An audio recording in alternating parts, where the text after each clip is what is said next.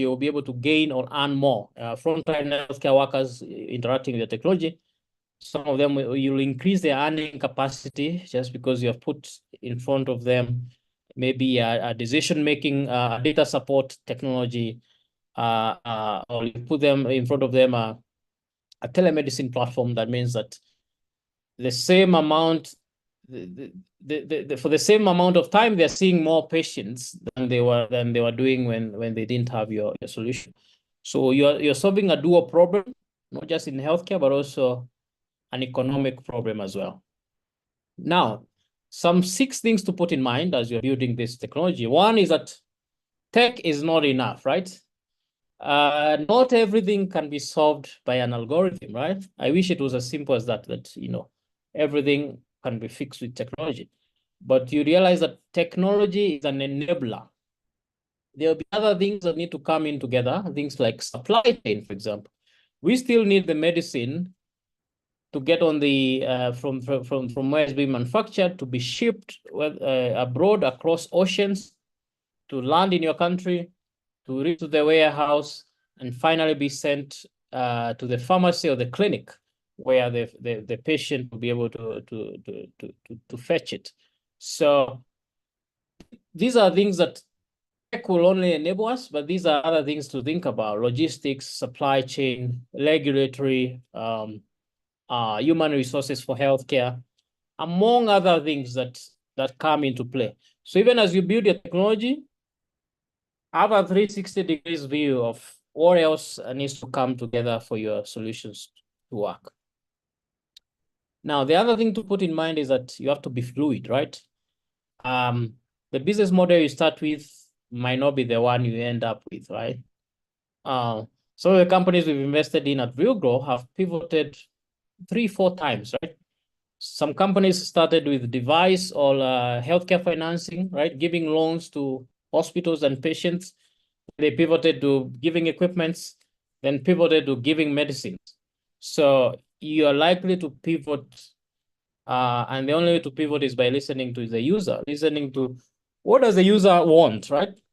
Sometimes we think we know what the user wants, but as you interact with them, you realize that you might be off, and you need to be able to adapt and tweak. By show of hands or thumbs up, how many have already pivoted once or twice in their business model? How many have?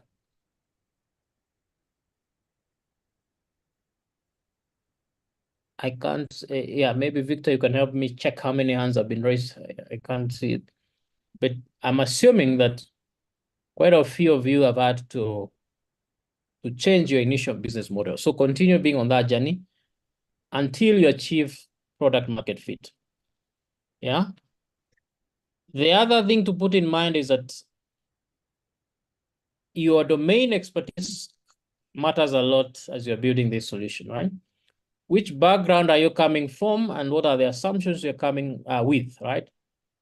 If you're coming from a tech background, what are some of the assumptions you're coming in with?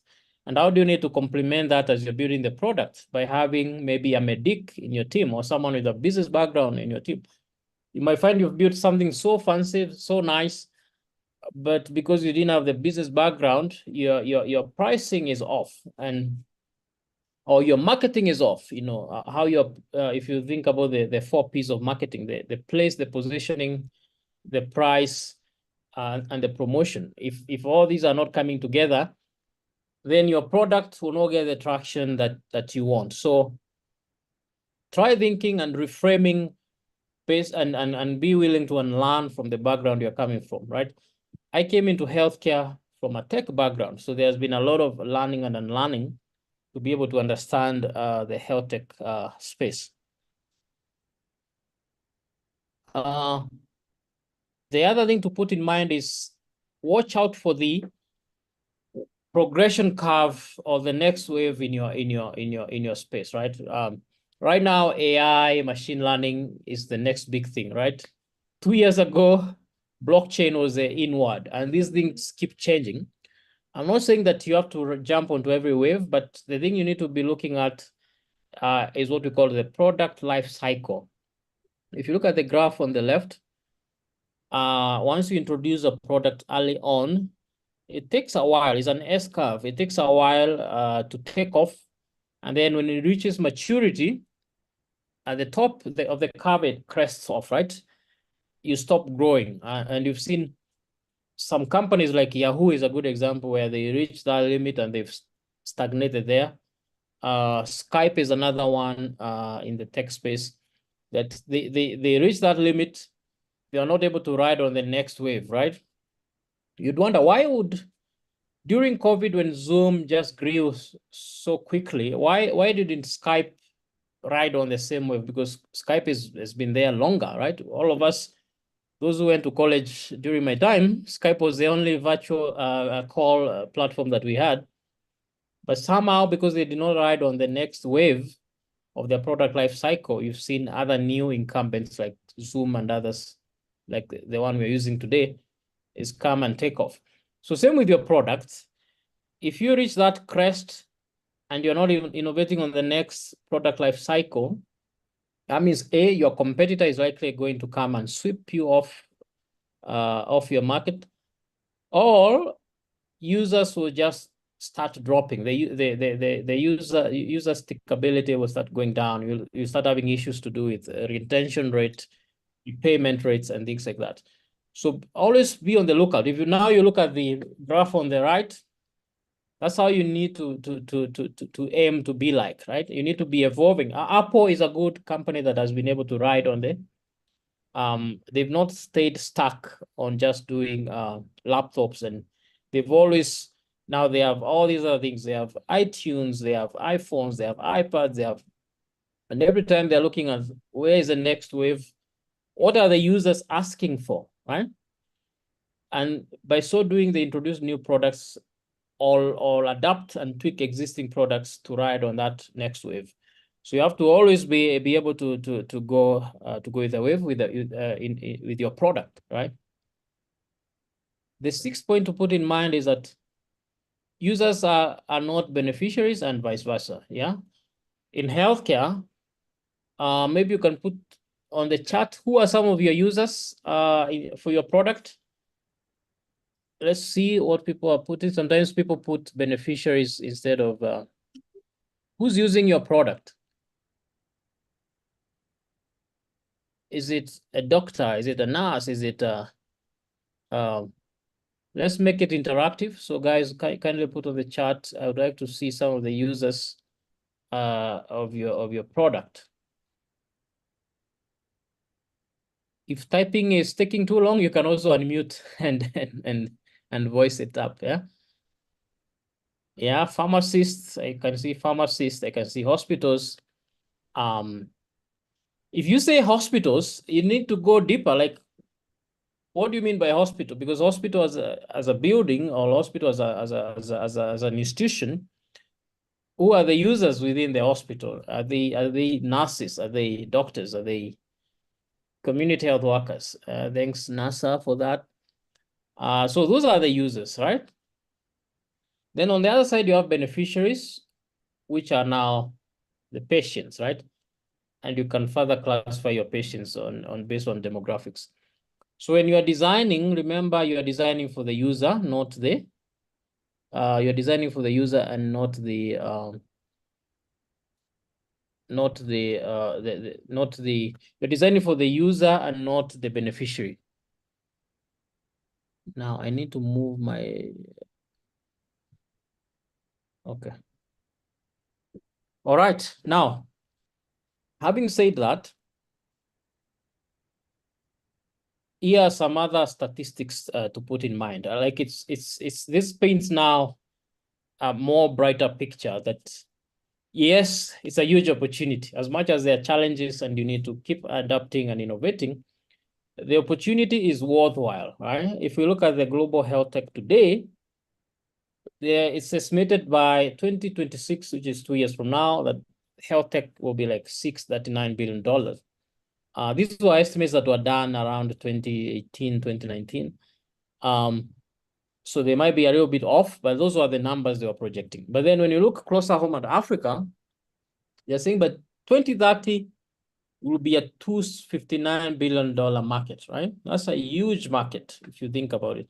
And that's not health tech, that's healthcare. That's healthcare broadly. So it includes med tech, biotech, and all other types of healthcare solutions, including drugs and supplies. Such a huge market, right? So how do we make sure you have a product that will actually attract this market? Yeah. Now, despite the opportunity being such large, there are risks on the way.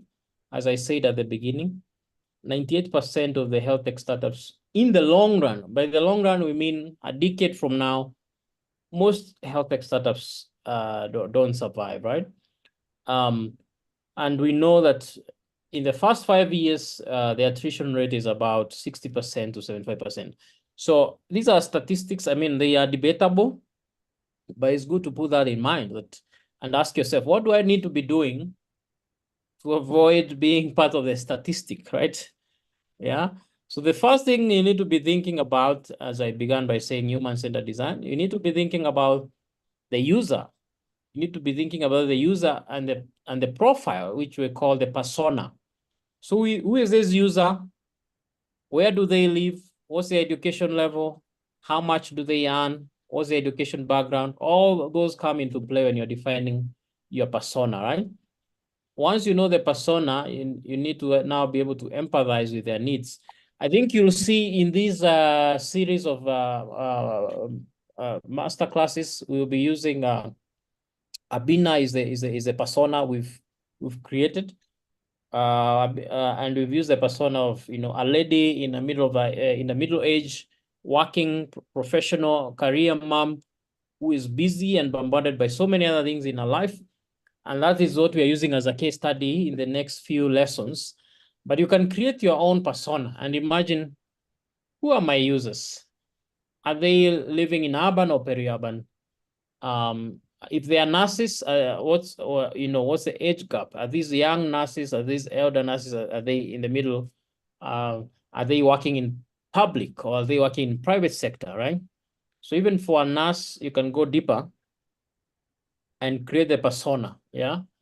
If I was you, I'd even take a whiteboard and draw this person and put attributes that you think this person has, yeah?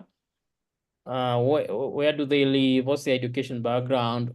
What are their worries and aspirations? What keeps them awake? What gets them ticking? You describe them as much as you can. The more detailed the description, the better for you when you're trying to build the product, right? So we'll go deeper into that persona development. And why we're emphasizing in this is because, as I said, we are living in an information overload age. So if you open your phone in the morning when you wake up, there'll be hundreds of notifications from your Facebook, your Gmail, your WhatsApp. So everyone is trying to grab attention of your user, right? They're bombarded by people marketing similar solutions to you as to them. So the only one who will win is the one who is very targeted, who knows the user very well and what they care about, right? Wilfred, I think there's a hand up.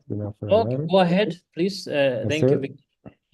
No, thank you so much, Wilfred. So this is really interesting because at the time when we are doing this, we are redesigning the healthcare model of the Guinea Ministry of Health in partnership with the Ministry of Health, and we are engaged in a design thinking. So our target audience are users and beneficiaries. The users will be the physician, nurses, and community health workers, as I pointed out into the chat, and the beneficiary will be rural patients, right? So in terms of creating that persona, I am at the time trying to create these personas, but what I'm wondering is, do I have to create a persona for all these specific medical providers, physician, nurses, and community health workers and their attribute? That's one. And two, do I have to create also a persona for the beneficiary, which is people who have no education, who live in rural location, and who have a different mindset and a perception of healthcare? That's a very good question. Before I answer, remind me again, what is your solution? My name is Nasser. I'm from Guinea. I am the founder and CEO of Clinico. So what we are doing is to build a tech platform that connects medical providers to rural patients in low-income communities. All right. So you're connecting providers to beneficiaries who are in the rural area. Telemedicine, I'm assuming. That is correct. Great. So in your case, as you've said, I'll create personas for all these categories, right? Because the success of your product depends heavily on the end beneficiary coming and using the product, as well as the user, who is a physician, also using the product. So I would categorize the nurse, the doctor, the frontline healthcare workers, the nurses, the patients. And then as you're doing the persona, there's something called jobs to be done. So once you know and you map the persona, ask yourself also, what are they trying to get done? And this is what this slide talks about. Yeah, you need to be thinking, sorry, I need to move the control a bit. This is blocking. Okay, good. You need to be thinking about features versus benefits, all the jobs to be done, right? So for a patient who is in the rural, what do you think he or she wants to do with their technology, right? She doesn't just want to be able to talk to a doctor remotely. Maybe you might think that, but when you ask them, you find that that's actually not what they want to do. And you can see the good example, the elderly patient there, the third one. When you're building the product, you might think they want a wearable fall detection device integrated with GPS and emergency alerts, right? And that's how you'll go and market it, right? Well, you'll be shocked that that's not what they want to do. They don't care about fancy wearable device. What they want is they want to reduce the amount of worry that they give to their dependents, who are, their children or maybe their grandchildren.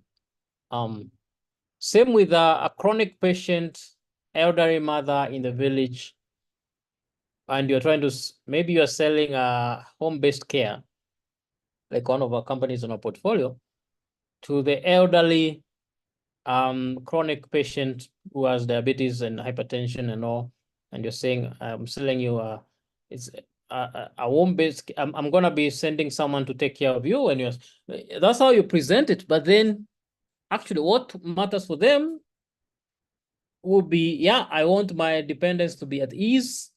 And what matters to the buyer, who might be the son or daughter living either in the city or living abroad, who is buying this home-based care product, what they want is peace of mind that someone is giving my mom company and someone is watching on them and they are not lonely, in as much as they're also getting access to medication, right? So you find that the more you understand your persona, the more you'll be able to also articulate what you're selling.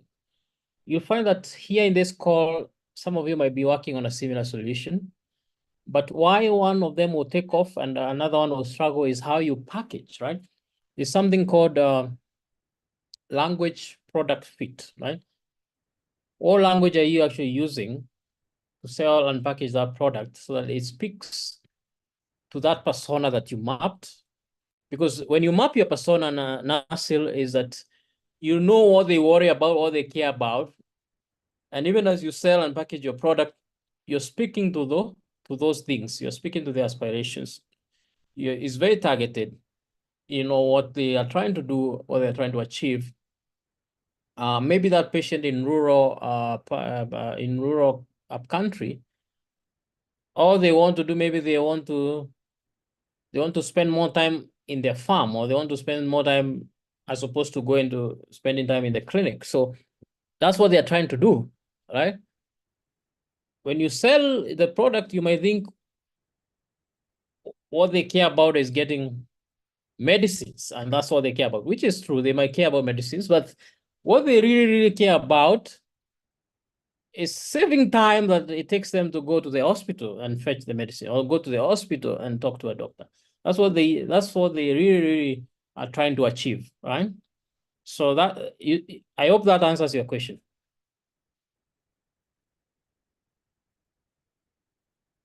Nasser? I'm sorry, I was on mute. I was not aware. Yes, sorry, go ahead.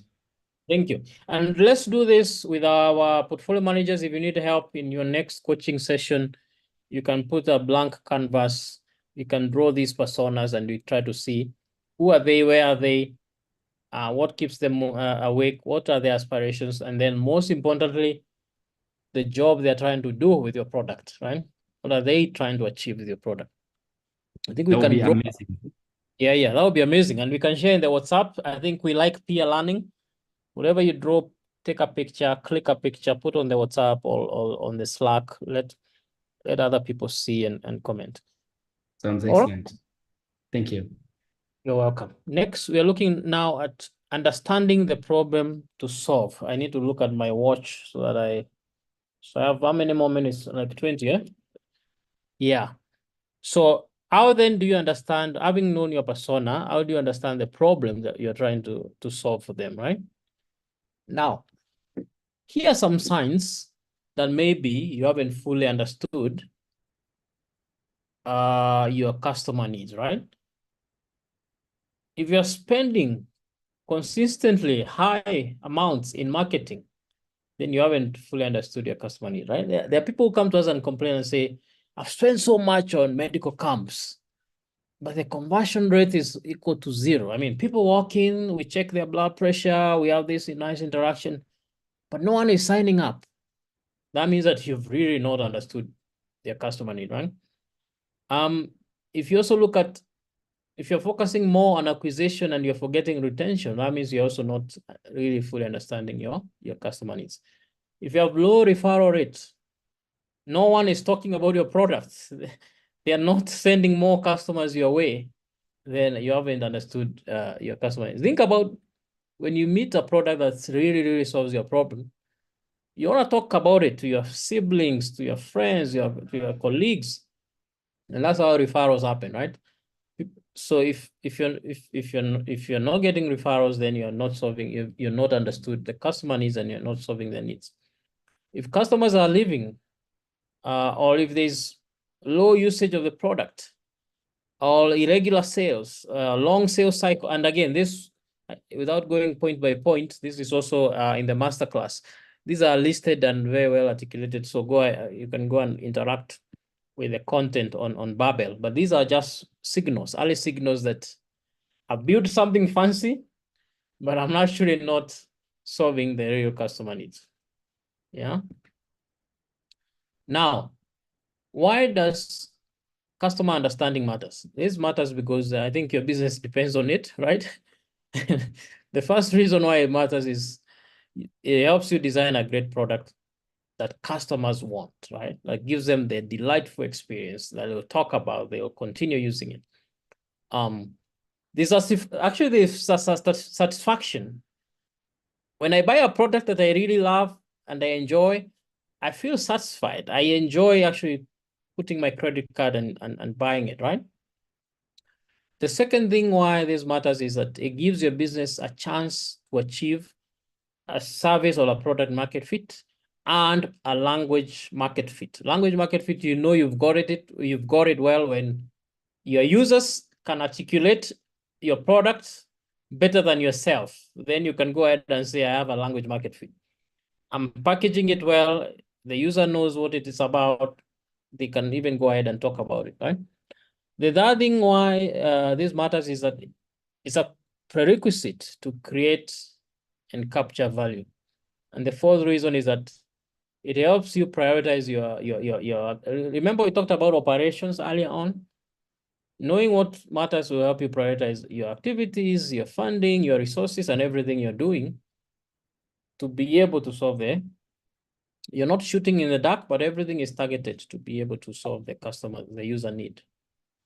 Now we'll look at a exercise which is also part of your activities on the Babel. So you'll be able to download it, the customer journey mapping, and you'll be able to work on yours again on your own time. So the customer journey mapping helps us to achieve all the things we've talked about. It helps you to optimize the touch points, understand your user, know their pain points, to personalize your offering, to make your product iterative, and to enhance overall engagement and satisfaction, right? And this is covered in detail. And for now, we'll use our friend Abina, who is our persona, and more about Abina is provided in the content online. So go, if you haven't logged into Babel, we're just encouraging you to go in there so that you're not missing out on some of these things, right? So this lady, Abina, who is a busy working mom somewhere in Accra, Ghana. Now, when you try to map our customer journey for her, remember in the customer journey, we're trying to look at the different stages. There's discovery stage, where they're trying to look for solutions. Then there's pre-purchase, after they've discovered a few and now they're narrowing down and they're ready to purchase. And then there's during consumption, after they bought your product, and then post-purchase, right? If it's a subscription or it's one-off after they bought, we want to track that journey, right? So it's a 4-stage journey: discovery, pre-purchase, consumption, and post-purchase. And in that 4-stage journey, you're looking at 4 things. You're looking at their actions, you're looking at the touch points, how they're interacting with your product, you're looking at their customer experience, and you're looking at the pain points, right? So for Abina,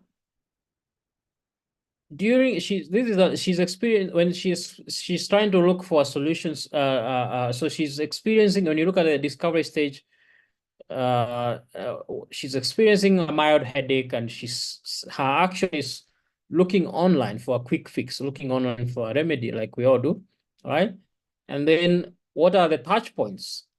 So while trying to look for a solution, the touch points will be either social media platforms. She'll go on WhatsApp, she'll go on Facebook, she'll go on Google, and she'll start checking out these solutions, right? Then what is our experience at that discovery stage?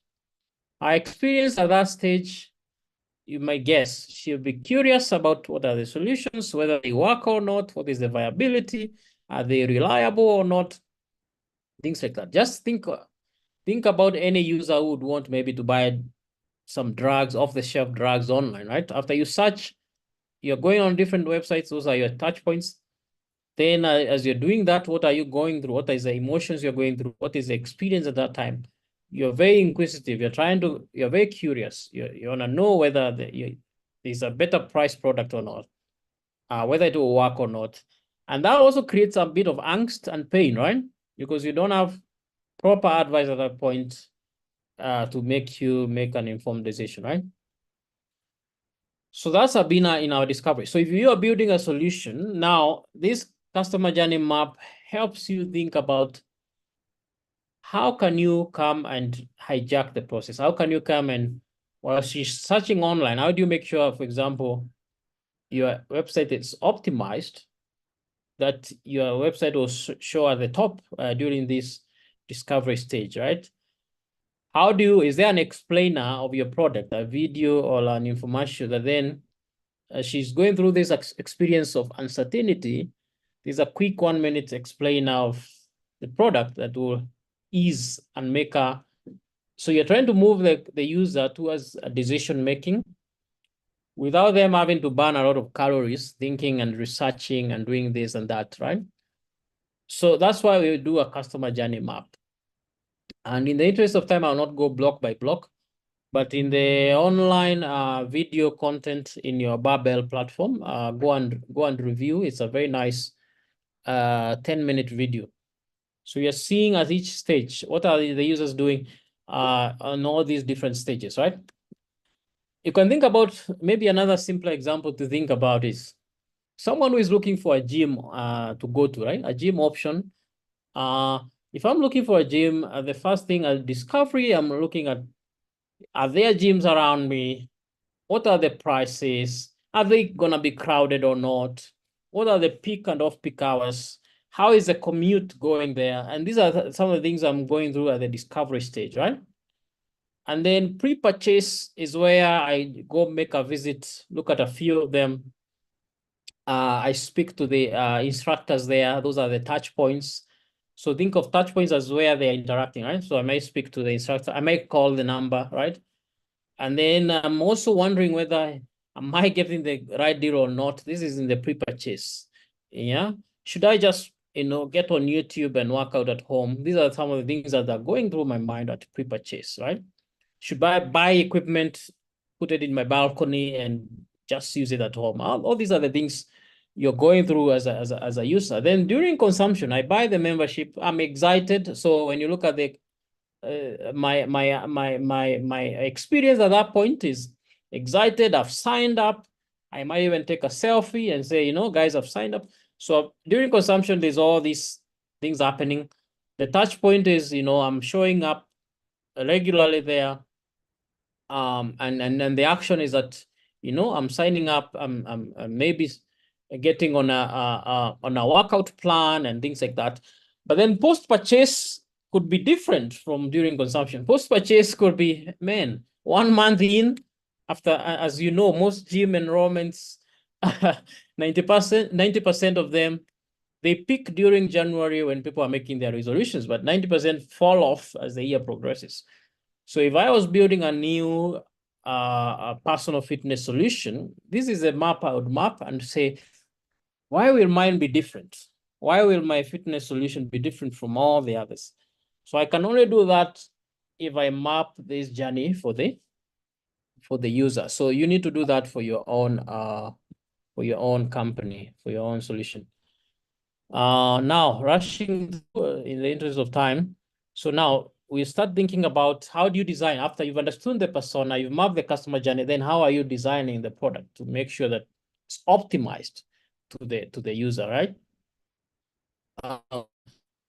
And you need to look at your solution either as two ways. It could be a pain reliever or a gain creator, right? As you did in the empathy canvas map, pain reliever, you're looking at reducing the pain, right?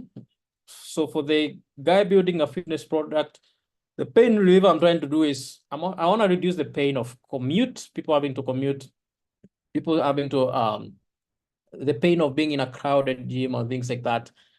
And then the gain creator is the potential upside of that, right? You're gonna be saving people time, they're gonna be effective, you're gonna be personalized workouts and things like that, personalized diet plan. All these are the things you create that enhance your product, right? So you think about reducing the pain as the bare minimum, but then enhancing also the experience by creating the gains, right? And we had a good example during COVID of a fitness company that, was it called Telanton? Something like that. They bought these, there are these bikes that these stationary bikes, workout bikes that they give to users, and then they personalize the workouts, and you could join, when you joined in on the screen, you could see other people working out at the same time as you.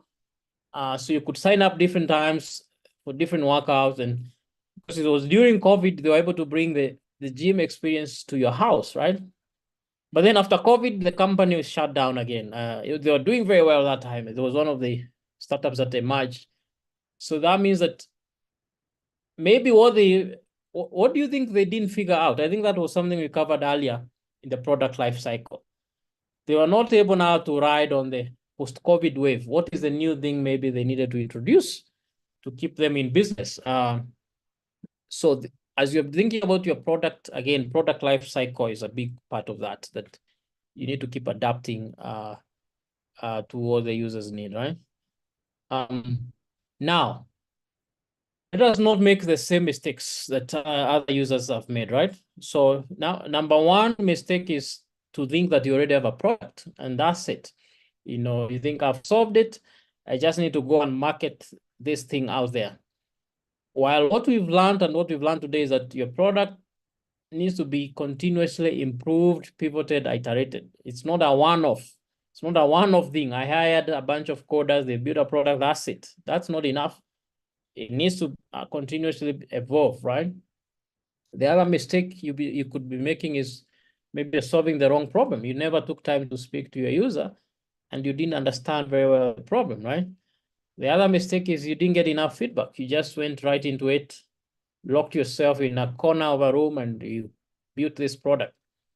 You're not speaking to your users, you're not speaking to your beneficiaries, you're not iterating, right?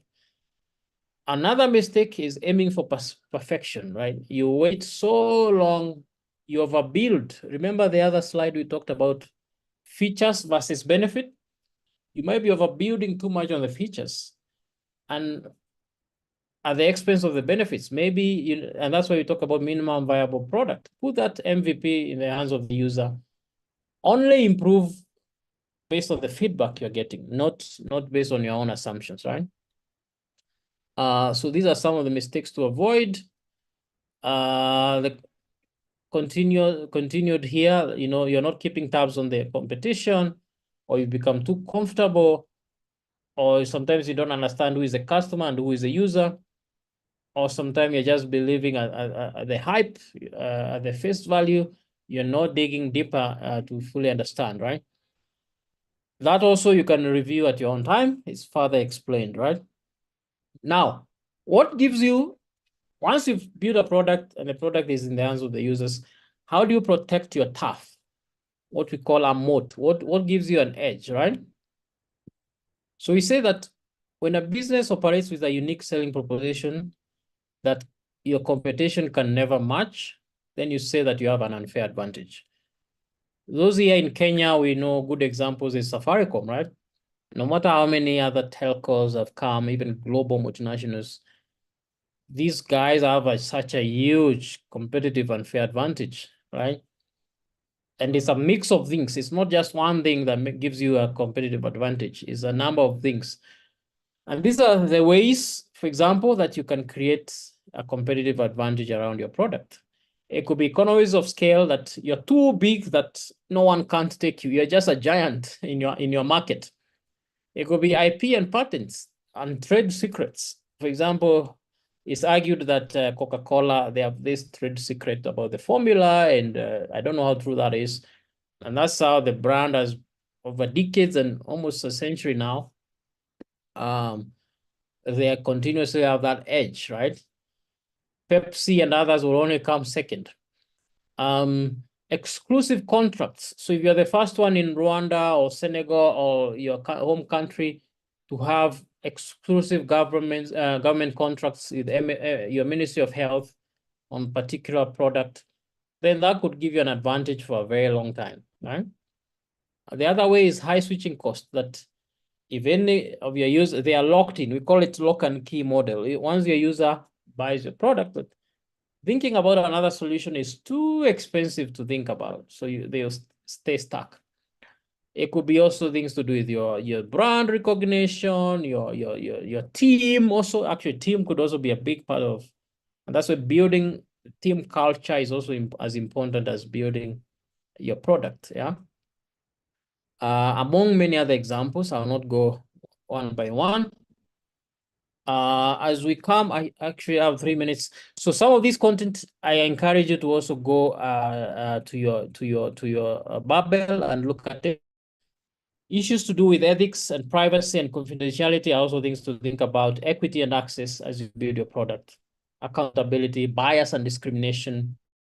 Are you, for example, biased against certain language speakers? Is your product discriminatory in that sense? And things like that. Is your algorithm, does your algorithm have a bias towards a certain race or a certain kind of people? So I want to open for Q&A, as I know this was a bit rushed. So I'll stop there, take a few questions, but then go and rewatch. This is already on your Babel platform. Take time to download and do the exercises. So we have 2 minutes to spare for maybe 1 or 2 burning questions. Thank you. So, excuse me, I just want to make sure that the slides are already on Babel platform, because I didn't have the time to read the 7 factors that you mentioned in the previous slide. Yeah, all this is in your Babel. Kindly confirm, Emmanuel. Emmanuel, Yeah, thanks, Wilfred. Can you hear me? Yes. All this content is on Babel, and Okay. what we Yes, what Wilfred has presented is a summary of a series of topics. So all these things that are being talked about are delved deeper into specific different topics, but all of them are on Babel, and it's a video that you'll watch that will give you all this information. But also we'll make available all the slides as well to look at. Okay, thank you. Yeah, and this is just a tip of the iceberg. I think Babel has such amazing content that Emmanuel and team have created. So prioritize maybe weekends. I know you are busy running a business, maybe sacrifice on the Netflix on the weekends and go into this. I think it will be very useful because it's quite rich and dynamic. Actually, I'm in the video, I'm actually in the Babel, there's another facilitator, so it will be good to also hear from his perspective, right? He'll give the same stories I've given from a very different perspective, so that's also very useful, but it's very rich content.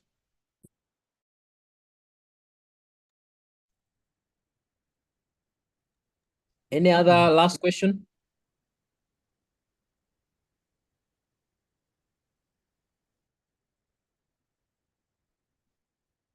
All right, I'll hand it back to Victor, who has been our host today, and he'll give us the next steps. Victor, Emmanuel, take it over. Great. Thank you so much, Wilfred. This has been really, really insightful and just taking an in-depth look into what goes into product. And I think what has really stuck with me is also the bit of, also as an entrepreneur myself, when you're building a product, don't just build for yourself, also build it for others, get that feedback and iterate with that feedback. So I think at this point, one more chance to see if we have any questions around the room. If not, there's a question that had been raised quite earlier before we close. Probably you might have addressed it during your presentation. But we had a question earlier in the chat that was, what are some of the reasons that prevent scalability? Taking into an example of Skype and also other products. So I know you had posed that question to the audience, now posing it back to you. What are some of the challenges or reasons that might have caused some of these companies not to scale as they should?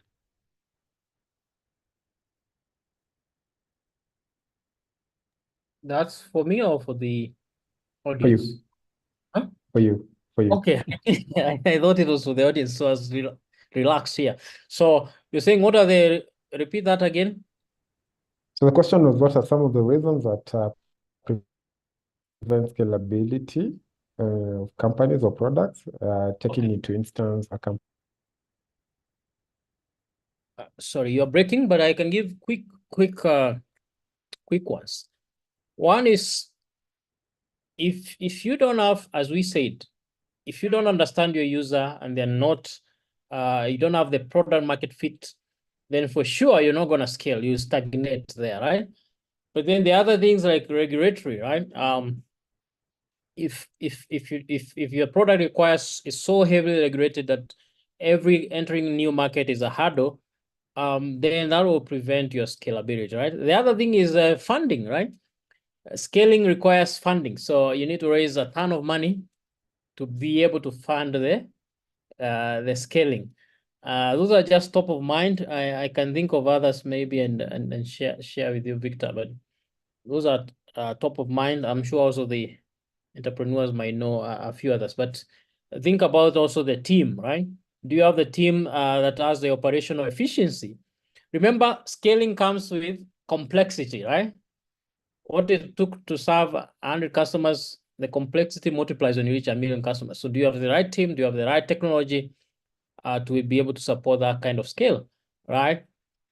Even the tech stack, is the tech stack scalable? Can your server or whatever tech you're using support 1 million users, for example?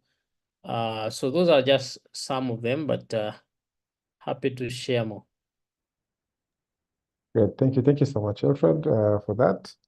Back to the audience. Do we have any person with any question before we close it off? at this point, you can just chime in, no need to raise your hand.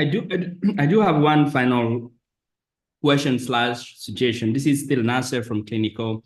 Wilfred, Yes, this is extremely, extremely useful. Extremely useful. You know, when you are in the process of designing and you have these tips, it buys you a lot of time, So many mistakes that I will have been making, I will not make them based on that. So what I'm suggesting is twofold. One, Hello. please, can you support some of the work that we are doing here, because we are at an early phase and we have a Ministry of Health who is counting on us to redesign a national system. That's the first thing.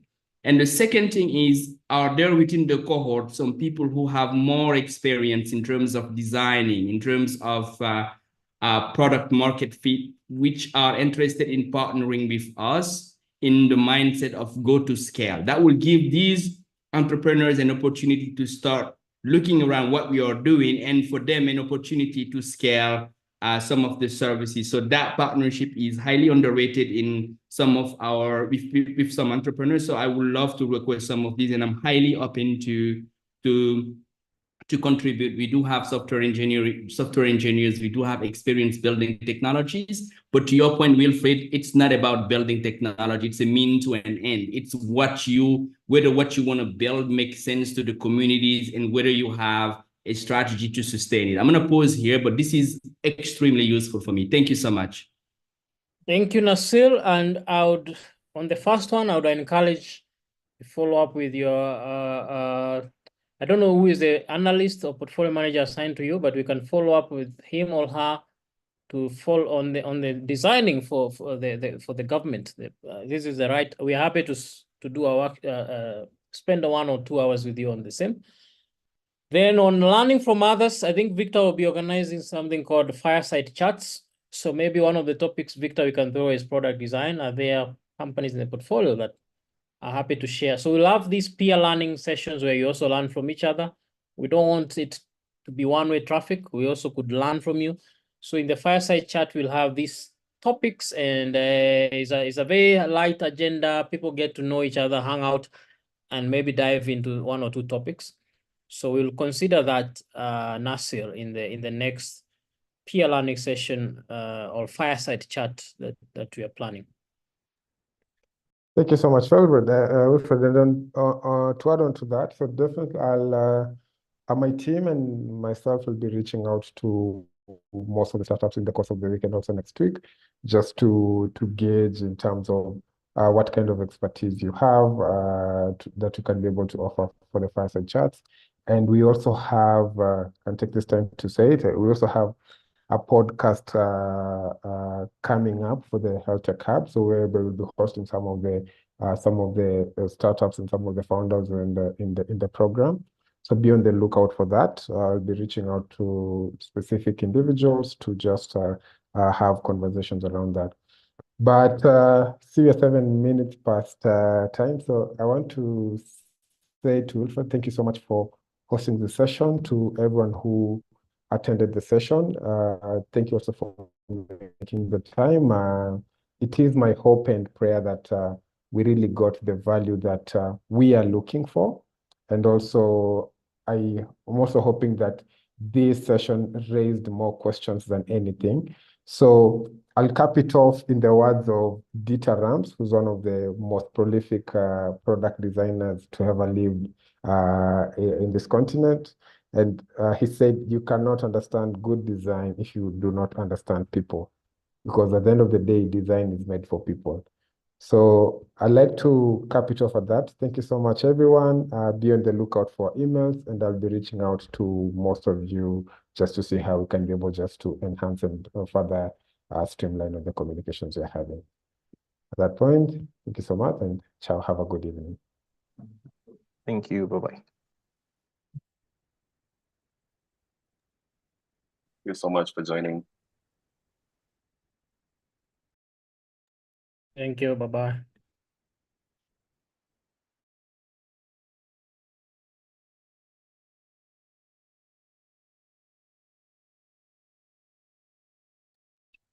Thank you. Bye.